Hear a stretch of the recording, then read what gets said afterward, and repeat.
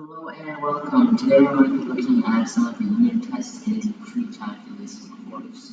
This one is on composite and inverse functions. It's 9 questions, and let's get started. Okay. The following table shows a few inputs and outputs of d of x. So we have x and we have d of x, and we're asked for the value of d of the inverse of d of 5.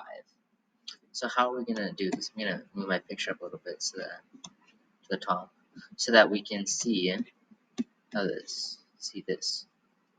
Okay, so how are we going to go across doing this?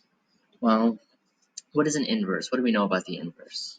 Well, we know that d of the inverse of d of anything like x or y or anything is going to equal that same thing. Again, they cancel each other out.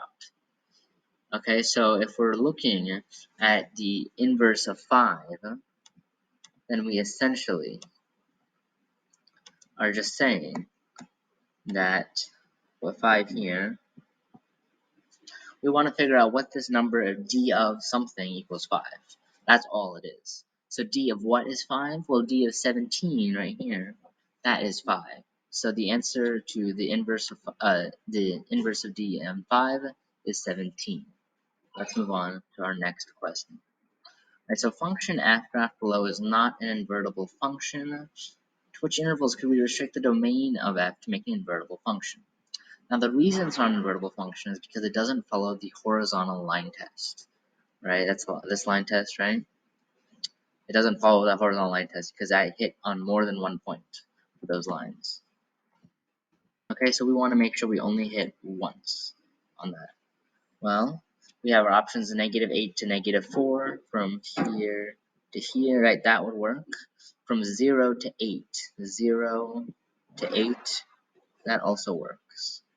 Let's scroll down. And then from 1 to 6, from 1 to 6, this much, right? Now, if you notice that the key here is that none of them are spanning both of these quadrants, because that's where the trouble starts, because you get duplicates and stuff. So all 3 of these are going to work, and we can move on to our next question.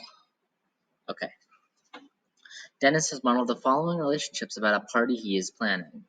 So we have a function n, m, and c. We have the input, dollar saved, x, hour spent babysitting, h, number of people invited, p. And the output is n of x, number of people he can invite, m of h, dollar saved, and c of p, cost of the party. So which of the 2 composed functions makes sense in this context? Okay. Let's see. Let's think about which of the composed functions. There's 2 of them that make sense, right? Which one? Well, let us think about this. So let's look at the first one, n of m of h. Alright, so we're essentially taking the dollar saved of the party and putting that in as x. Well, that is what x is, so that makes sense. Okay, now another one is m of n of h. We're taking the hour spent babysitting and putting that in as the dollar saved for the party. Well, that doesn't really make sense. So let's skip that one for now. Then we have n of c of p.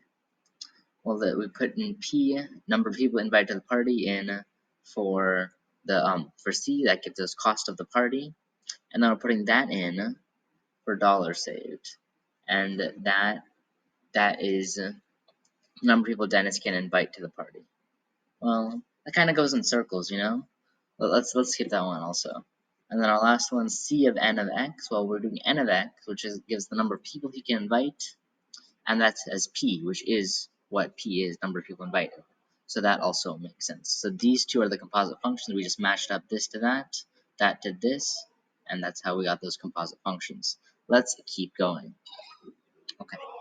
The graphs of the equations f of x y equals f of x and y equals h of x are shown in the grid below. Which of the following best approximates the value of h of f of -6?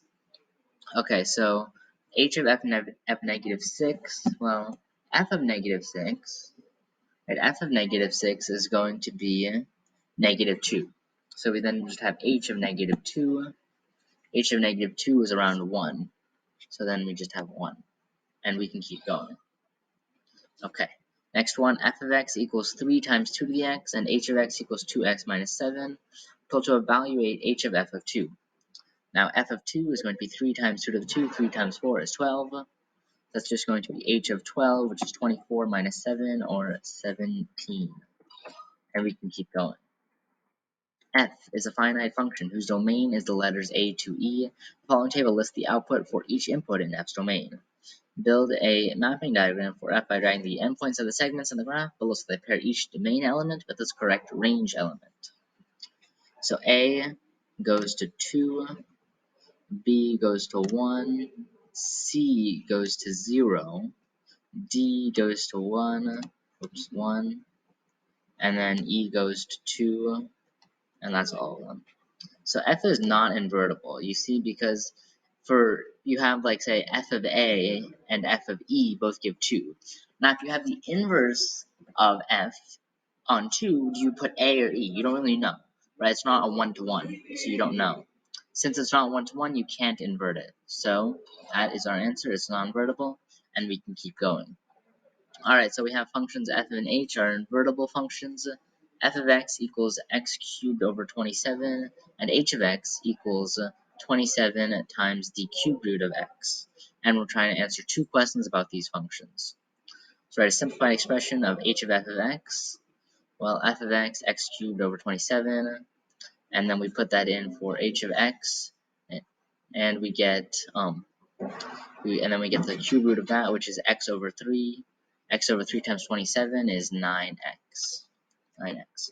And so they're not inverses because we didn't end up with x, which is what we started with. So they're not inverses. Let's keep going. Alright, so now we have g of x is 8x minus 1 over x plus 4. H of x equals 3x plus 10. And we're trying to get g of h of x. Well, h of x is the 3x plus 10, and then we plug that into the top. We get, let's see, 24x plus the 80 minus the 1, so 79, plus 79, sorry. And then we get that over 3x, whoops, that was a horrible 3. 3x plus 10 plus the 4, 3x plus 14.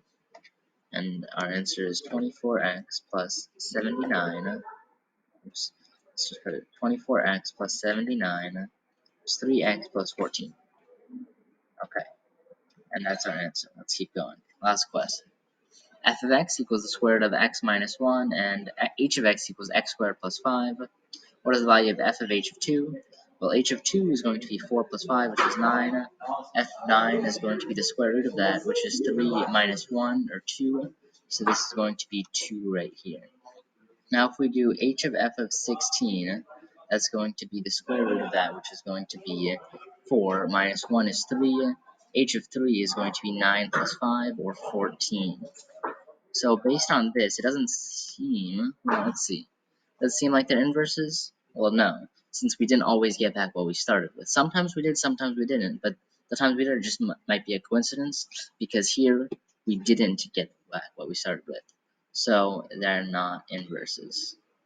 Alright, and that is it for this unit test. That is all 9 questions, composite and inverse functions. I hope you learned something from this video or enjoyed it, and I'll see you next time we continue looking at more precalculus unit tests. I'll see you then.